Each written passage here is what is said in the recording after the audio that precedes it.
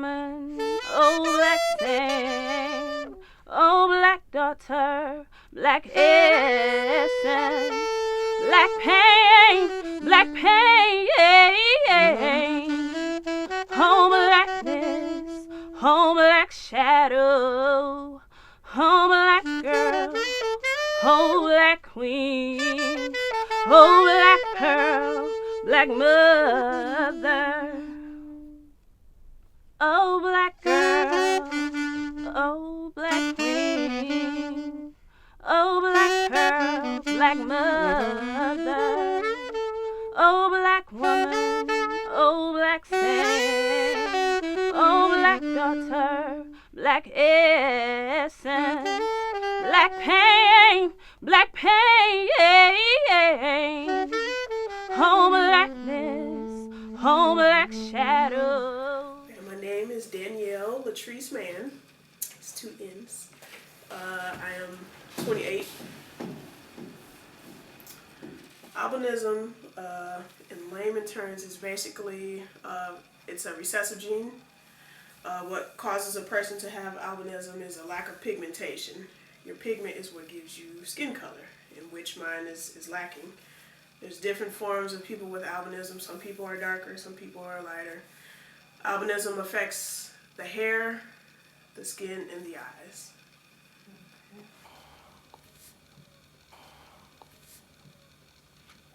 Yes, it affects the color of the eyes, like, what's the word, maybe like kind of translucent a little bit. Okay. It's kind of, you can see through the iris, and, your eye has color to it, but mine is a little bit more fair than usual. As far as the vision, most people that are born with albinism, they're considered legally blind, in which I am legally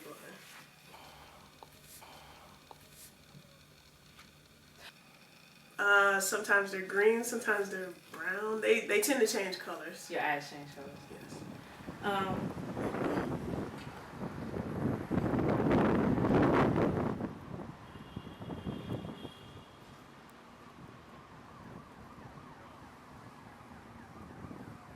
What's your name? Michael McGowan.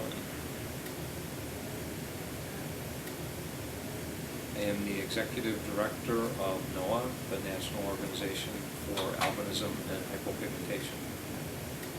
You tell me what that is. What is albinism, and then what is the hyperpigmentation? Albinism is a rare genetic condition that is characterized by a reduction or absence of pigment in the skin, hair, and or eyes. The impact of albinism on the eye is that it creates an uncorrectable low vision.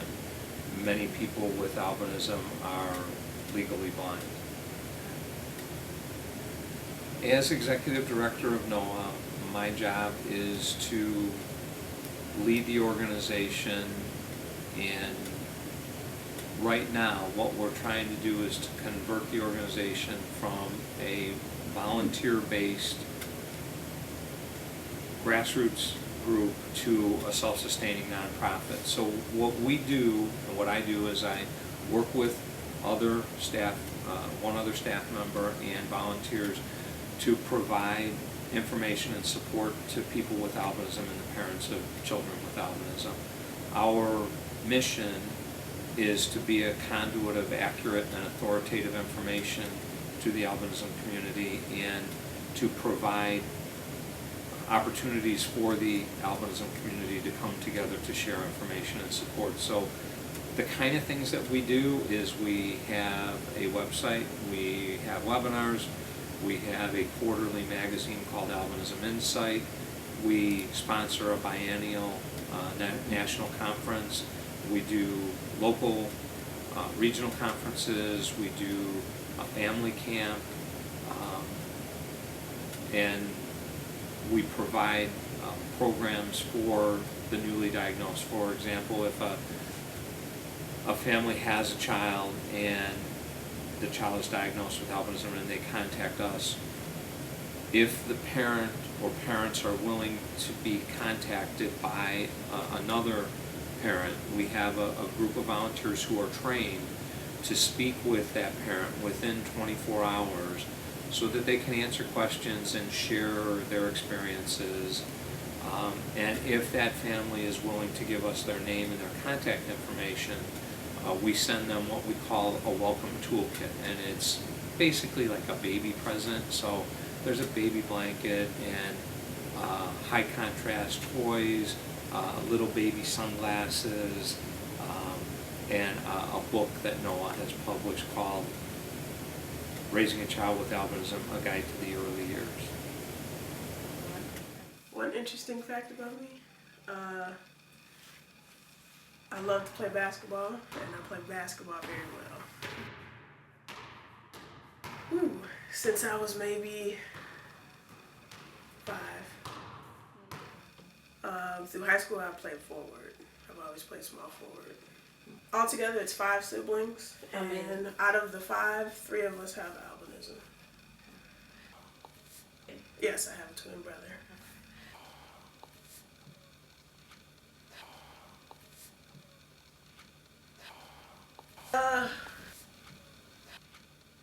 Growing up, I would say from my mother's standpoint, because she really wasn't educated on it back in the 80s, there were probably, there were other kids that were albinos, but it wasn't as prevalent as it is now. Now you see them everywhere, but we were pretty much labeled from the day we were born.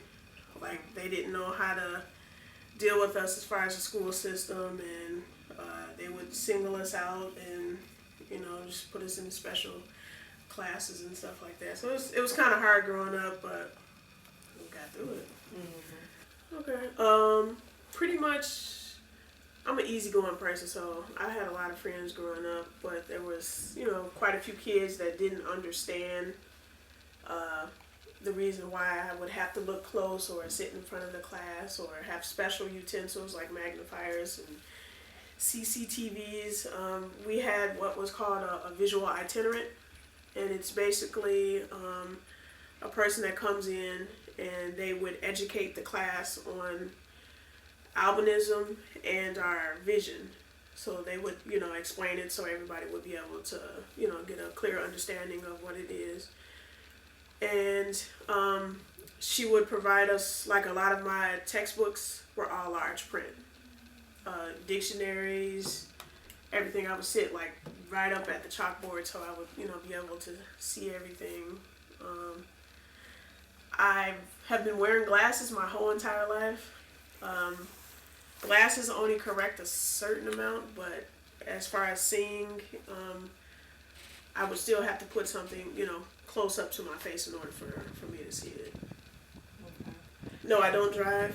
Because of my vision, me being legally blind, as far as the Illinois state regulations, you would have to have a certain visual acuity.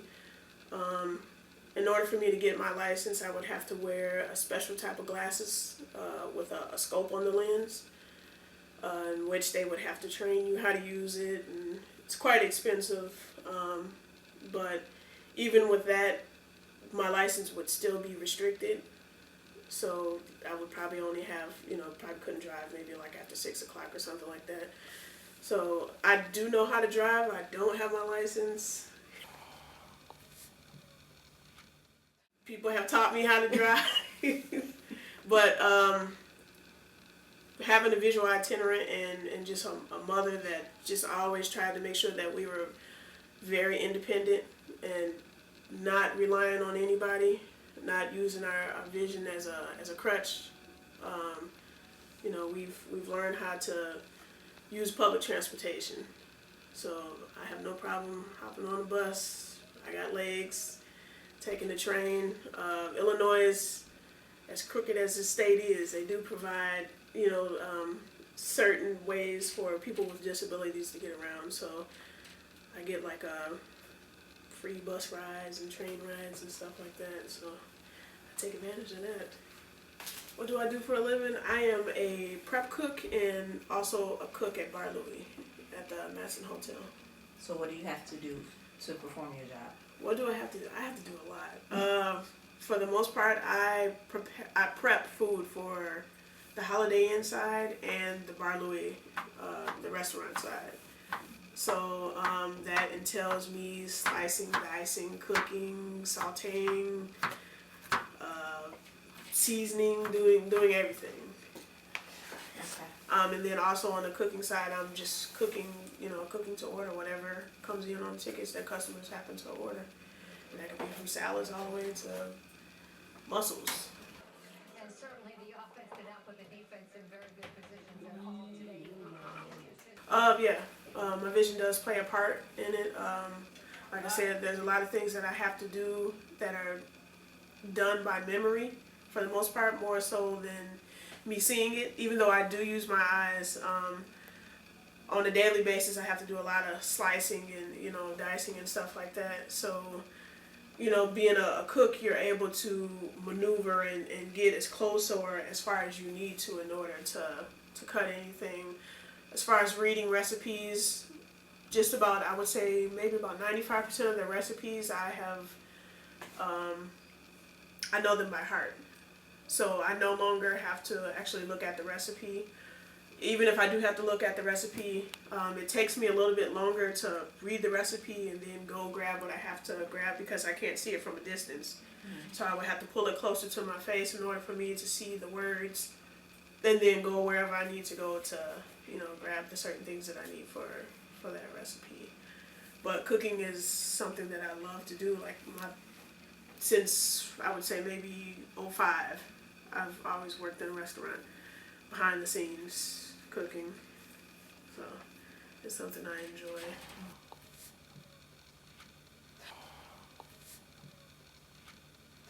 No, I don't let my vision get in the way, but I can personally say that because of my vision, as far as employment, a lot of people put that against me or hold that against me before they actually give me an opportunity to show them my skills and what I can actually do in the kitchen. So because of that, a lot of things that I want to do or a lot of things that I want to accomplish, they're kind of pushed to the side because no one is really willing to take that opportunity to give a person that has visual problems an opportunity to show what they can do. So thankfully at my job I have a really good chef that works with me, and I've explained to him and he has no problem. I am his go-to person. So he's always asking me to do this and do that and cook this and show other people and train other people. So he has a lot of trust in me, and that makes me more confident in what I'm doing in the long run. So something I like to do. Good times.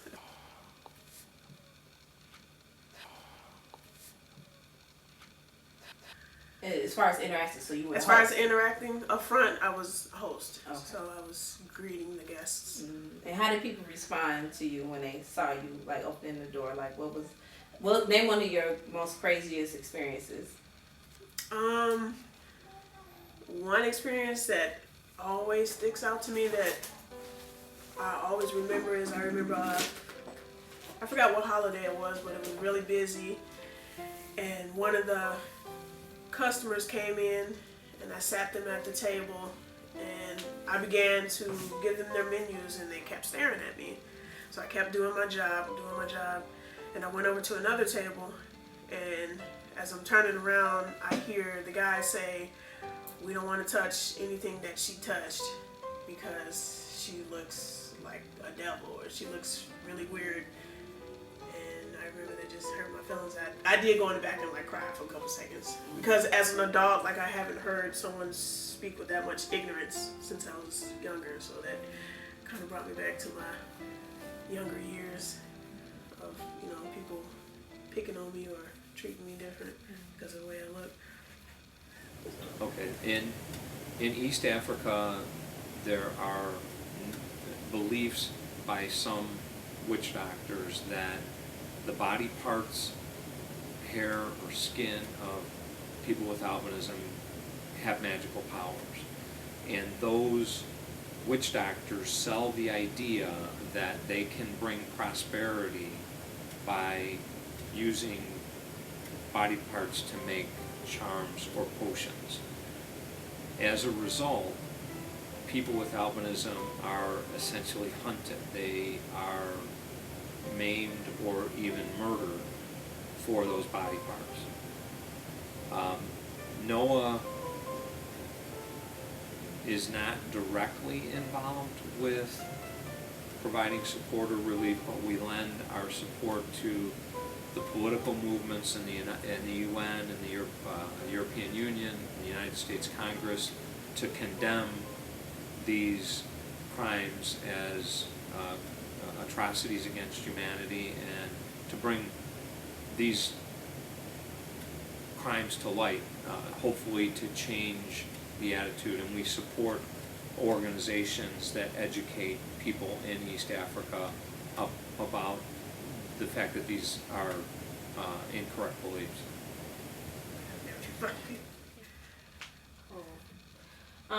What's a funny time? Can you think of a funny experience you had in regards to your albinism? Somebody at the restaurant, or a kid saying something, or? Yes. Actually, your daughter. There was a time where I think you were dropping your daughter off at my mother's daycare, and you was like, "Sanaa, this is Danielle's mommy."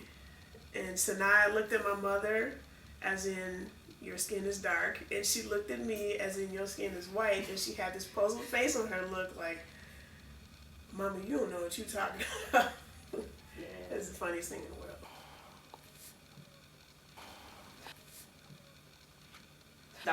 My mother and my father are both what I would consider regular complected. They have pigmentation, so my mother is brown skin, my father is a little bit darker than brown skin. So, I don't know, I forgot the question. So as African American woman, like when you were younger, growing up, right, and you know the self-image, you see yourself reflected, did you question it, or was it? For the most part, my mother always tried to make us feel very comfortable about how we looked. You know, on her part, differences were never made, but still as a young kid going to school with other kids that were able to do everything that you weren't able to do simply because of vision or because of the sunlight or something like that, it was hard. There was a lot of times I didn't like to look in the mirror because I felt like I looked different. Yeah. As far as What I'd like the world to know about albinism is that it's not just a different look. It's not just like having red hair or black hair or brown hair. People with albinism have medical challenges in terms of their eyesight. They have uncorrectable low vision, but emotionally they face the stigma of difference because they look different than their ethnic group or their race. They face that stigma of difference, and what we really want to get out there is that we need to challenge that stigma of difference. Just because someone is tall or short or black or white doesn't make them different. We're all the same. We all belong to the same race, the human race. I am amazing. I am beautiful. I am talented. I'm creative. I am one of a kind. I am a great basketball player. I am woman. I am black. Oh, black girl, oh, black queen, oh, black pearl, black mother, oh, black woman, oh, black saint, oh, black daughter, black essence, black pain, oh, blackness, oh, black shadow, oh, black girl, oh, black queen, oh, black pearl, black mother,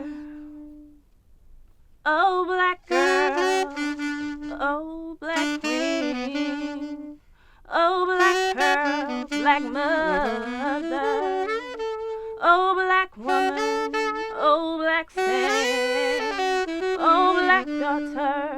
black essence, black pain, black pain.